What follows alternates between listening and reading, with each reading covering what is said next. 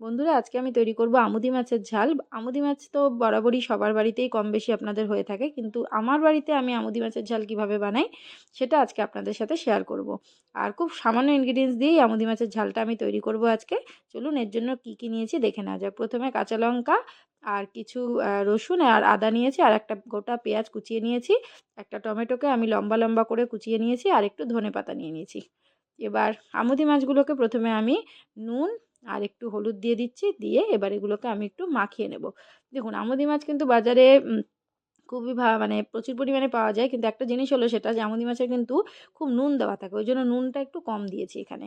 আর এই যে মাছগুলোকে যখন আমি কেটে নিয়েছিলাম, পরিষ্কার করেছিলাম, তখন এর মাথাগুলোকে আমি বাদ দিয়ে নিয়েছিলাম, কারণ মাথাগুলোর মধ্যে অনেক সময় বালি বালি থাকে। তো নুন হলুদ মাখানো হয়ে গেছে, এবার কড়াইয়ে আমি তেল গরম করে নিয়েছি। আর মাছগুলোকে আমি ভেজে নিচ্ছি। মাছগুলোকে খুব কড়া কড়া করে, একদম শক্ত করে কিন্তু ভাজবো না, লাল লাল করে হালকাভাবে একটু অল্প নরম নরম করেই কিন্তু ভেজে নেব। খুব শক্ত করা কিন্তু এটাকে আমি ভাজছি না, আপনারা ভাজা দেখলেই বুঝতে পারবেন। এই যে জাস্ট এইভাবে আমি ভেজে নিয়েছি, একদম হালকা করে দুপাশে একটু ভেজে নিয়েছি। দেখে নিন, এই যে এইরকমভাবে আমি ভেজেছি। এবার আমি ওই কড়াইয়ের তেলের মধ্যে একটা তেজপাতা দিয়ে দিলাম, আর তেজপাতাটা একটু গরম হয়ে গেলে ওর মধ্যে আমি একটা পেঁয়াজ কুচি দিয়ে দিচ্ছি।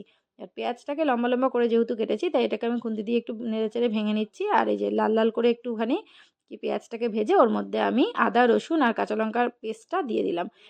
এবার এটা মোটামুটি তেলটা ছেড়ে আসলে এর মধ্যে আমি টমেটো কুচিটাও দিয়ে দিচ্ছি। টমেটোটাও ভালো করে একটু গলে আসবে, নরম যখন হয়ে যাবে দেখবেন তেলটা একটু ছেড়ে ছেড়ে দিয়েছে মশলার থেকে।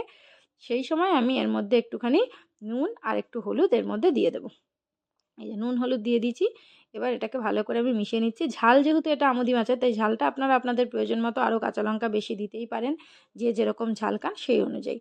এবার ভালো করে এই মশলাটাকে কষিয়ে নিচ্ছি যতক্ষণ না এটার থেকে তেল বার হয়।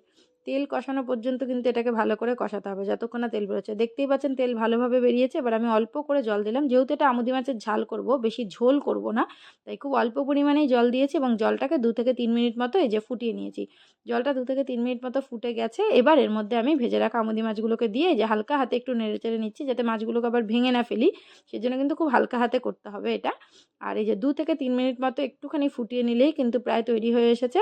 আর এর মধ্যে লাস্টে একদম দিয়ে দেবো আমি ধনেপাতা কুচি। ধনেপাতা কুচি দিয়েও ঠিক একটুখানি হালকা হাতে আমি নেড়ে নিচ্ছি। আর 2 মিনিট মতো ফুটিয়ে নিচ্ছি। আর গরম গরম ভাতে আজকের জন্য তৈরি হয়ে গেল আমুদি মাছের ঝাল। তো আমি কিন্তু ঘরোয়া পদ্ধতিতে এইভাবে আমুদি মাছের ঝাল তৈরি করেছি। আপনারা কিভাবে করেন তা আমাকে জানাতে পারেন। আপনাদের রান্নাও কিন্তু আমি নিশ্চয়ই ট্রাই করে দেখতে পারি।